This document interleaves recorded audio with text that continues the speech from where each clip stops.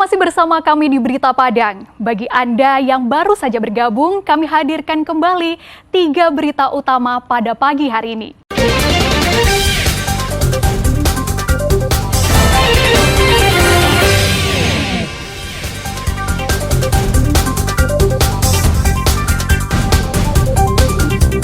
Maling bobol kamar kos-kosan dan gasak peralatan elektronik serta uang tunai.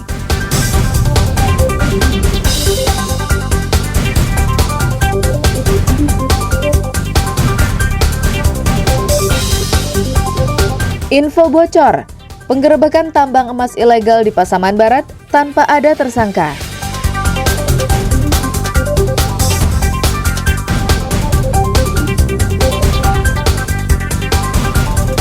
Dua pengendara sepeda motor di Padang Pariaman cedera serius usai terjun bebas di jembatan yang putus akibat banjir.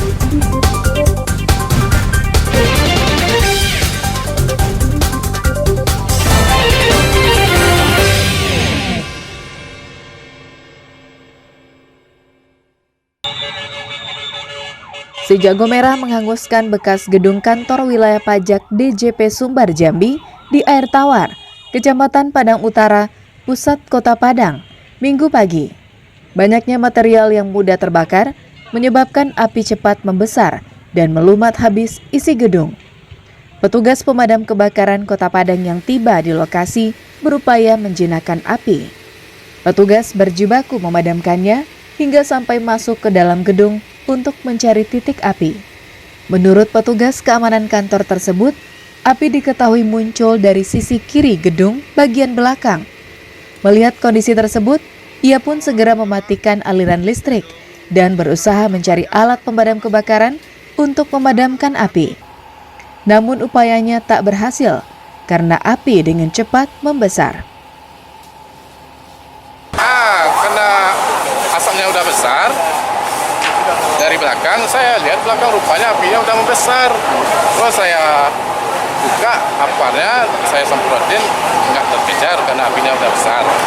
Terus saya minta tolong sama para pengunjung yang melihat. Dinas Pemadam Kebakaran Kota Padang yang mendapat laporan menurunkan 11 unit mobil pemadam kebakaran dan puluhan orang personel. Pasalnya, lokasi kebakaran berdekatan dengan hotel dan pusat perbelanjaan. Berkat kesigapan petugas, api berhasil dipadamkan 1 jam kemudian. Sedang bekerja, masih dalam proses pendinginan. Yang terbakar apa ini, Pak?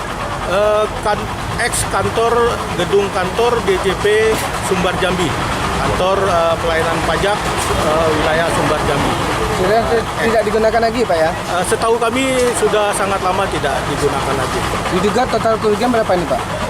Untuk total kerugian mungkin kiranya sekitar 1 miliar, tapi nanti mungkin bisa di-cross-check ke pihak. Tidak ada korban jiwa, namun kerugian akibat kebakaran diperkirakan mencapai 1 miliar rupiah. Banyaknya warga yang menyaksikan peristiwa ini menimbulkan kemacetan. Robiham melaporkan dari Padang.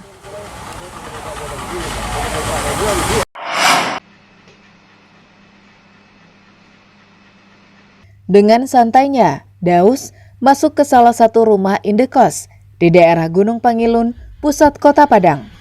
Setelah memastikan keadaan sepi, pemuda yang memakai kacamata ini langsung masuk dan menggasak sebuah laptop serta uang tunai. Hebatnya, Daus melancarkan aksinya siang hari dan berpura-pura sebagai tamu.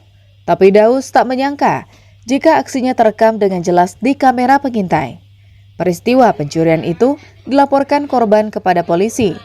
Usai melihat rekaman kamera pengintai, tim Opsnal Polsek Padang Utara yang melakukan penyelidikan berhasil mengetahui identitas pelaku.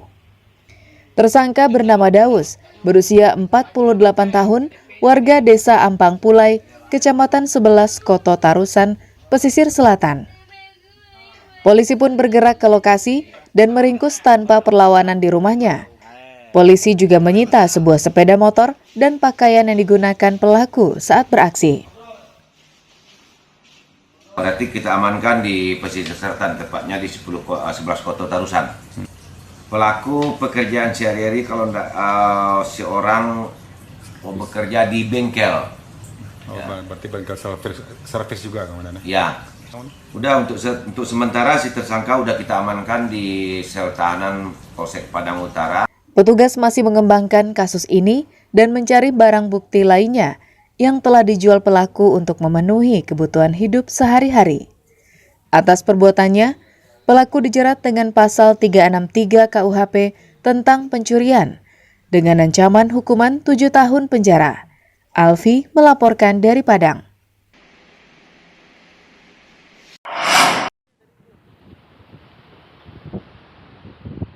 Tim gabungan Mabes Polri, Polda Sumatera Barat, dan Polres Pasaman Barat menggerebek sebuah lokasi tambang emas ilegal di Tombang Hilir dan Tombang Mudia, Nagari Sinurui, Pasaman Barat, Sabtu pekan lalu. Sayangnya, polisi tidak menemukan seorang pun pekerja tambang di lokasi yang berada di pinggir aliran sungai Batang Pasaman ini. Diduga, informasi sudah bocor terlebih dahulu. Bahkan, alat berat eskavator pun sudah dibawa penambang liar ke tempat persembunyian. Tim gabungan hanya menemukan puluhan pondok-pondok yang dipakai sebagai tempat penyimpanan perlengkapan penambangan dan tempat istirahat pekerja tambang.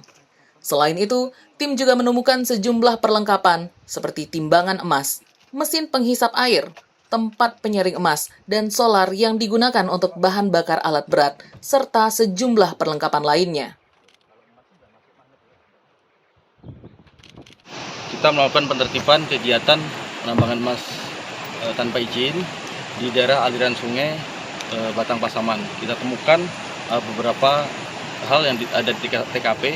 Yang pertama adalah pondok-pondok, kira-kira ada 29 pondok. Kemudian alat-alat, dompeng, kita akan mengejar siapa pelakunya.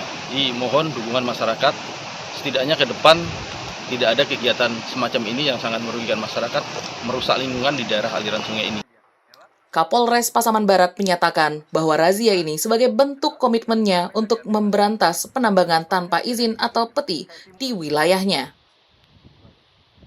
Jadi ini kita sudah kesekian kali turun, kita sudah dimulai di Ranah Batahan, kemudian di daerah Astra, kemudian di Tumbang Mudik, dan di terakhir di Tumbang Hilir.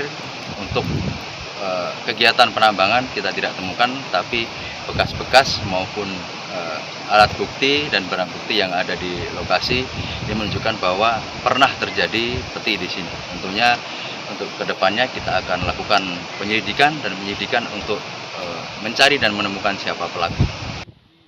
Walau tidak berhasil menangkap pekerja tambang ilegal, polisi tetap akan menyelidiki dan mengejar pemilik tambang emas ilegal tersebut. Safatul Ulum melaporkan dari Pasaman Barat.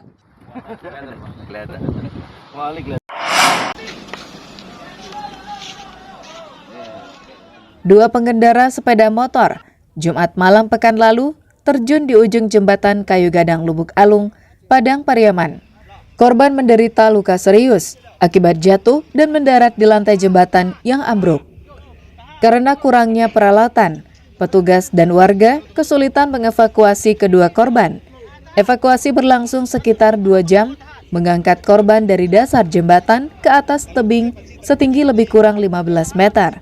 Usai dievakuasi, korban langsung dilarikan ke rumah sakit. Korban terjatuh karena tidak mengetahui kondisi jembatan yang putus dan ambruk akibat banjir pekan lalu. Kurangnya penerangan di lokasi tersebut menyebabkan korban terlambat menyadari ada jurang di depannya saat mengendarai sepeda motor. Tak hanya itu, petugas juga tak memberi tanda jika jembatan tersebut tak bisa dilewati. Jadi beliau tidak menyadari jembatan ada yang runtuh. Jadi pas di jembatan beliau terkejut, tapi malang tidak dapat diraih, kemudian tidak dapat ditolak. Beliau jatuh ke jembatan. Sebelumnya, jembatan kebanggaan warga Padang Pariaman itu menghubungkan daerah Lubuk Alung dengan Lubuk Timur. Jembatan dibangun menghabiskan dana 25 miliar rupiah itu hanya berumur 2 tahun saja. Sejak putus karena tidak mampu menahan derasnya air sungai Batang Anai, warga kini kesulitan membawa barang hasil usaha mereka.